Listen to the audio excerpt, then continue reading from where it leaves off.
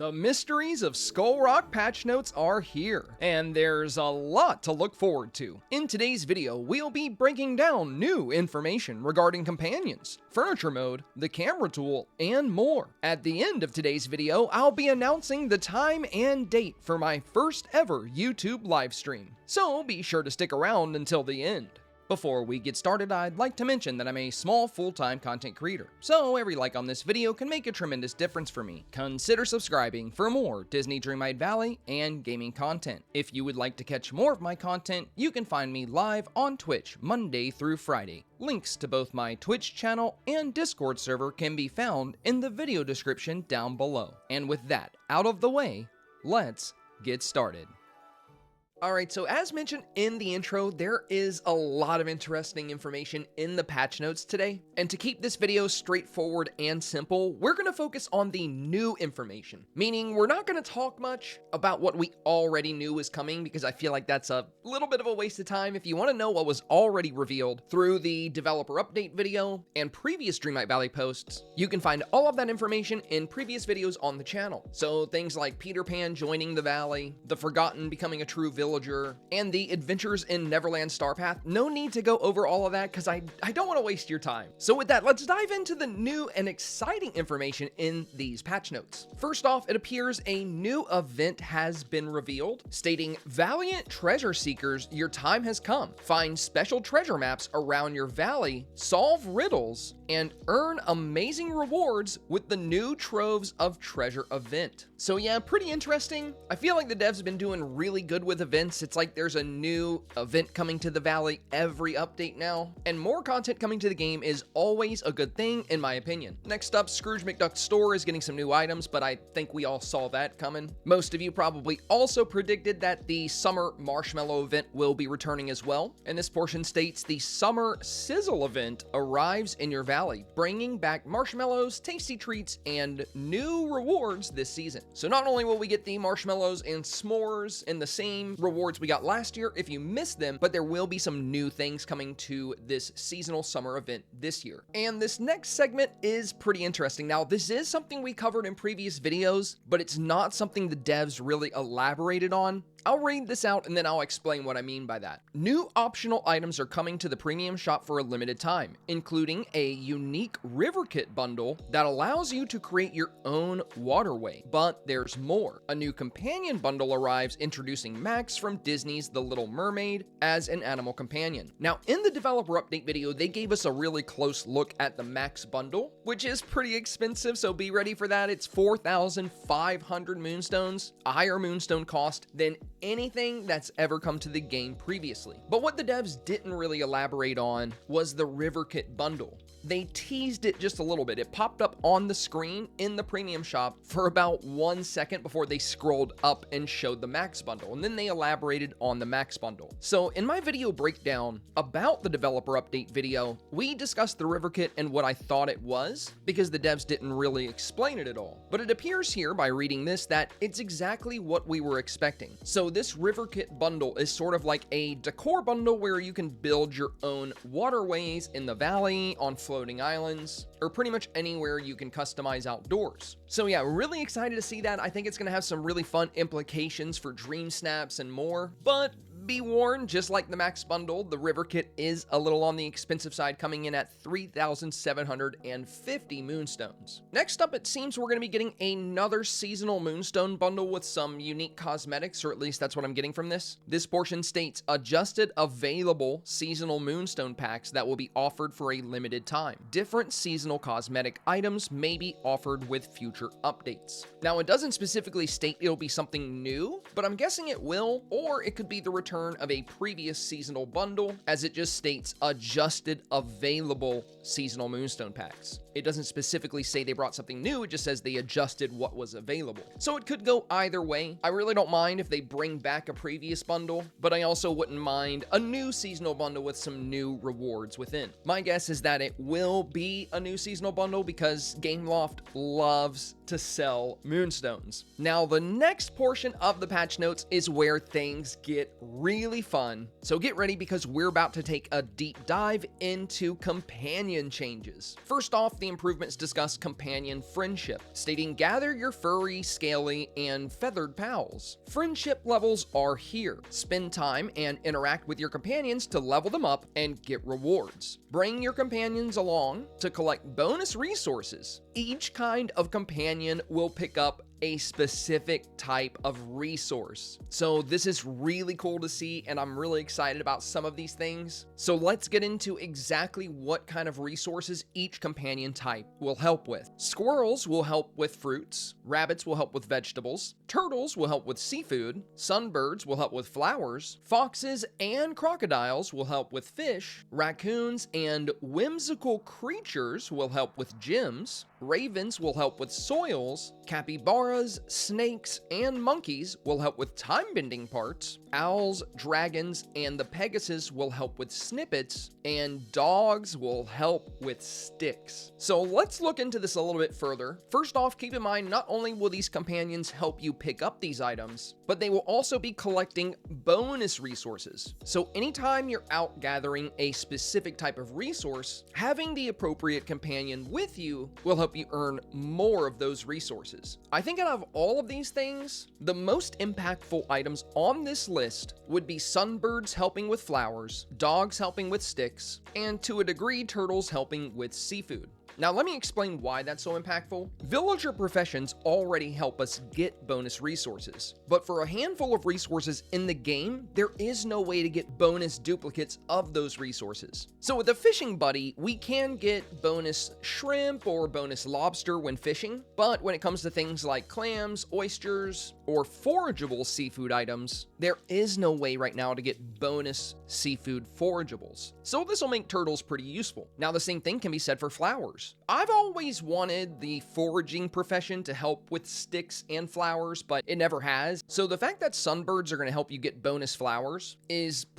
it's a pretty big deal. I know for me, I really love using a lot of luminescent flowers from Eternity Isle, and I use them everywhere, and I feel like I never have enough. I'm always going to collect them with my ancient vacuums. So now, anytime I go to pick up luminescent flowers, I'm going to be sure to bring a sunbird with me. Now, out of all of these things, I think the biggest deal is dogs helping with sticks. And that's for one resource in particular, Darkwood. Darkwood is a pretty rare resource. You can get about 8 per 45 minutes to an hour in the Forgotten Lands. And it's not used to craft much, but there's a really good fence you can make with it. There's some nautical furniture. There are some pretty good items you can craft with Darkwood. But unfortunately, there is no profession that helps us get bonus Darkwood. But now, with the help of dogs, it appears that will be possible. Unfortunately, there aren't really many dogs available. We have the footstool dog that came to the premium shop a few updates ago, and then of course we have Max arriving in this update. So people that did not pick up the footstool dog or missed it, and people that do not have the moonstones to get the Max bundle may miss out on this very useful feature, which is something I'm not too happy about. I think features like this should be accessible to everyone in the game, regardless of whether you do or do not have moonstones. I like this feature, I like this change. I'm just not a big fan in the way it's implicated, because this does seem like a pretty critical feature, and at the end of the day, this is not necessarily a free-to-play game. It is live service, so they do want to incentivize microtransactions, but I feel like core features like this are something I would consider to be a pretty strong mechanic, should be a bit more accessible. Like I said, I'm very happy to see this getting added. I just hope they add a very accessible dog companion in the future. Now, lastly, I want to touch on companions getting time-bending parts and helping with snippets. I think this is a pretty good way to handle this, because these are DLC companions, and if you don't have Rift in Time, you're not really going to have time-bending parts anyway, and if you don't have Storybook Veil, you're not going to have or need snippets. So if you haven't purchased the DLCs, you're not really gonna miss out here on basic Valley resources. So I like the way these are being implemented, but again, you know, dogs helping with sticks,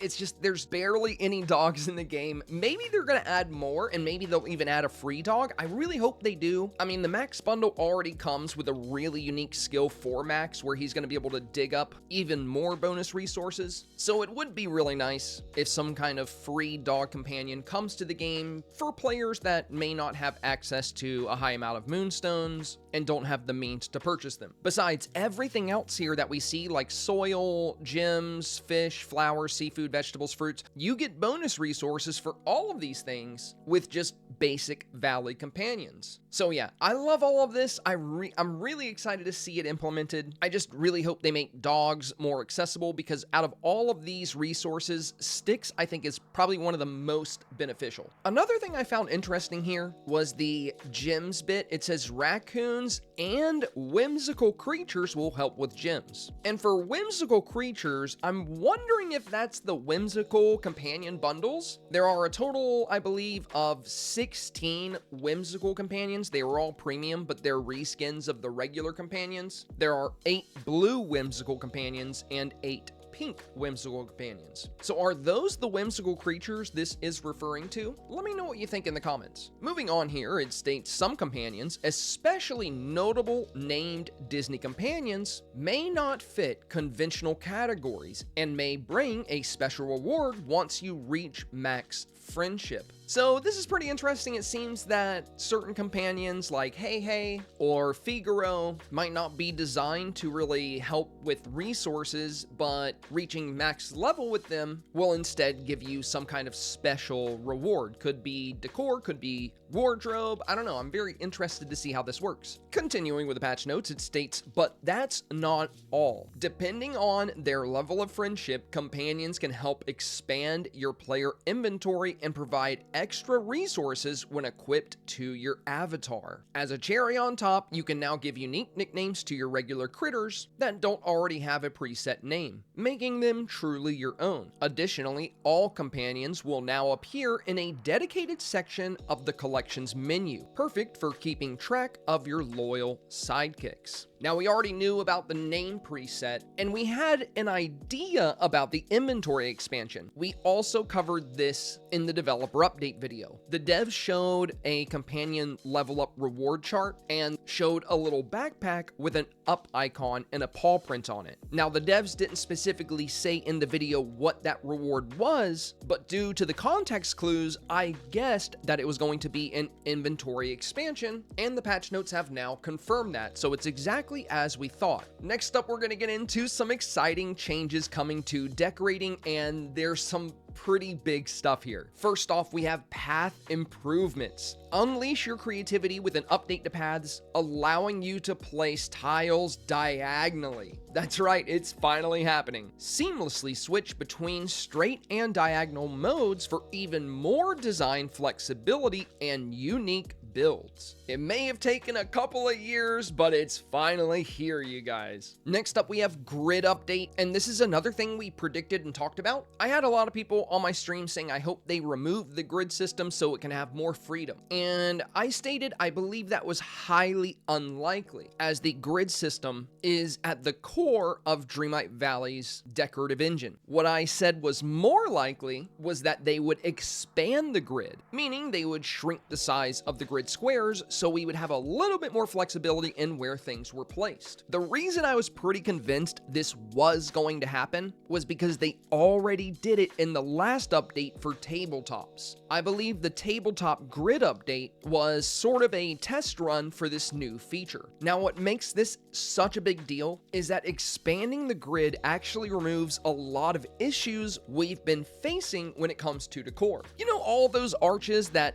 just don't center right? Like you're trying to get them to line up with the path, but they're either just a tad bit too far to the left or a tad bit too far to the right? Well, really what we've always needed was an ability to move them just 1/2 grid square, and then they would have been centered, but we never could. Now, we will be able to. So by expanding the grid, this is going to do a lot in terms of making our decor builds far more flexible. So yeah, really excited to see this. I can't wait to put some of my favorite arches on pathways, and there are a lot of other ways I'll be experimenting with this change. Next up, we have player house style improvements. Your favorite house everywhere you go. A unique house style can now be placed outside of your valley once in each expansion area and even on one of your floating islands. Now, I do wish they would allow this on all of our floating islands instead of just one, but I'll take what I can get. And this is actually a change I am extremely happy to see. And if you're wondering why, I love using two of the same premium house in my Dreamsnaps builds, which I can do in my valley. I can use my default house, place the skin I want on it, and then I can separately place that premium house either next to it or a few feet away,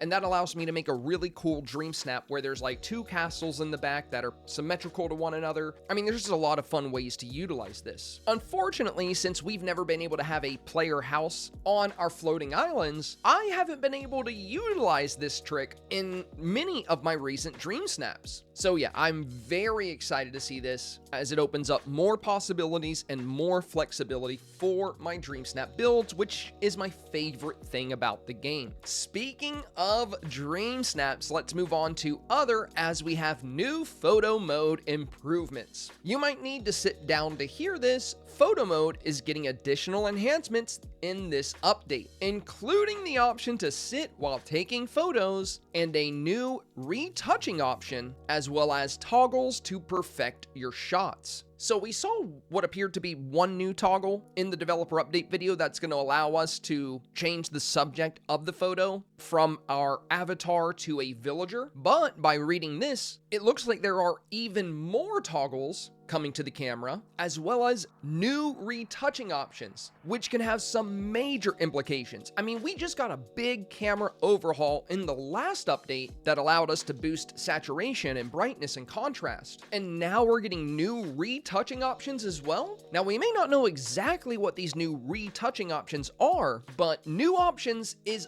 always a good thing. The more flexibility and control we have over the way our photos turn out ultimately determines how much we enjoy our camera functionality. So yeah, I'm just loving all of these changes we're reading about here because it seems like there is a heavy focus on creative control within many of these new changes. Now, next up is something I have complained about a million times. I know I'm not the only one, so I'm glad the devs have been listening, but let me read it and then we'll talk about it. Memory improvements. Complete memories faster. Updates to the shards balancing. Ensure you now receive a new memory shard every time you get a memory orb when participating in activities around your valley, unless you've already completed all the memories related to that activity. Plus, there are now more chances to obtain memory orbs when watering dried flowers. Thank you. If I had a nickel for every time I went on a 15-minute rant about how much I hate dried flower memories because of how impossible they are to fully collect, I'd have enough money for at least 2 max bundles. Anyway, this is really good to see. The way it worked before was whenever you got a memory shard, you had a random chance of it being some part of that memory. And if it was a part you already had, you got coins. And for completionists that like to finish everything in their game, completing memories was just a real grind and it was very frustrating. And in particular, dried flowers were the worst. Because if you log on and it's raining, you're not going to get any dried flower memories. They've all been watered by the rain. If you log on and it's not raining, you have to search out your dried flowers. And you may find them, you may not. And then if you log on and it's not raining and you find your dried flowers, then you have to water them. And you might get a memory, you might not. And if you log on, it's not raining, and you find your dried flowers, and you water them, and you get a memory, there's a chance that memory is just a coin. So due to all these levels, completing dried flower memories just felt like a waste of time. Like, why even have it in the game? It felt like a 1 out of 100 chance each day to even get a new dried flower memory, especially if you've already got several. So I just stopped. I just stopped even messing with them. I deemed it not worth my time. But now I'm gonna start grinding them again. This is really nice to see, and I'm glad this has finally been implicated. Next up, we have a little shop change here. More recommended bundles. The premium shop recommended tab will now feature 6 bundles. giving you even more chances to discover items that match your style. So for newer players or people that may have passed on certain items they regret missing, you are now going to have better chances and odds to have those items show up in your recommended tab. Next, we have a crafting station balance fix, and I feel like this should say uncrafting, maybe it's a typo, but yeah. It says corrected the Dreamlight cost of uncrafting certain items at the uncrafting station, such as paths, making it easier and less costly to reclaim materials. Now, I'm really happy to see this. I actually kind of griped about this when we got the uncrafting station. One of the things I was excited to break down were some of my old borderless paths, as I've been playing since the very beginning of early access, and way back in the day, we didn't have bordered paths, and I spent thousands and thousands and thousands of materials making the paths I would need for my valley, only to end up having to remake all of them once the bordered versions came out. And ever since, these old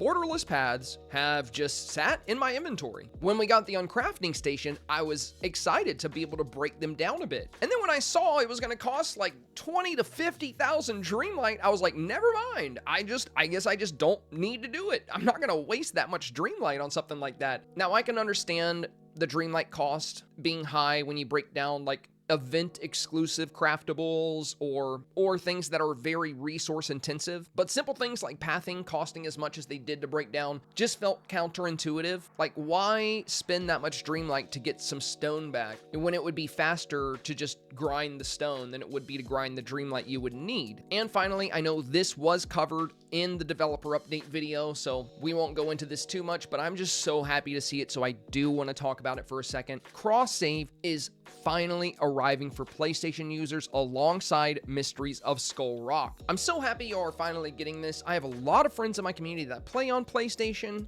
and it was supposed to come before the end of last year, and it's just been met with a lot of disappointment from the PlayStation players here in the Dreamlight Valley space, as many of them have wanted this feature, and it kept getting promised and pushed back, but now it's finally here. So yeah, really happy to see this. Shout out to the devs for finally getting this implicated. Now, aside from that, we have a pretty long list here of top changes and bug fixes. Now, I'm not gonna make you sit here while I read all these. It's a pretty long list, but I will have the patch notes linked in the video description down below. So if you've been stuck with a particular quest, or you've had some kind of mechanical issue within your game, or something that doesn't feel intentional, I encourage you to follow the link and read through these fixes to see if the issue has been resolved. And with that, my friends, we've covered everything new in the Mysteries of Skull Rock patch notes. I'd love to hear your thoughts on these patch notes. Honestly, I think these are some of the most exciting patch notes we've ever seen, but I am a little biased because my favorite things are Dreamsnaps and decorating, so getting both furniture mode fixes and camera mode fixes is just chef's kiss for me. I'm really excited, and the whole idea behind leveling companions and getting bonus resources is also really fun. So yeah, just a lot to look forward to. Now, of course, the update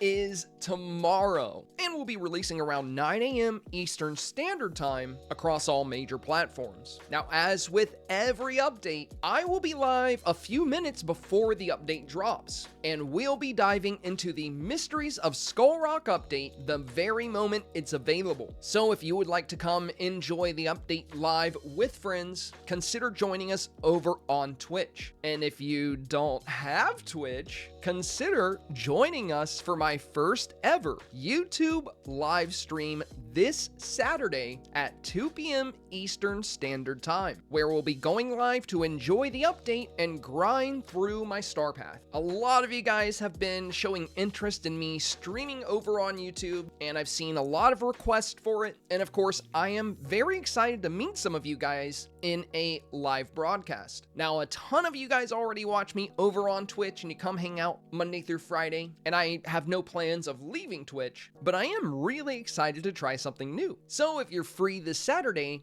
I hope we see you on my very first YouTube live stream. If you found today's video helpful, informative, or simply entertaining, please do me a very big favor and press that like button. Also, consider subscribing for more Disney Dreamlight Valley and gaming content. As always, thank you so much for your time today, and I hope you enjoy the Mysteries of Skull Rock update.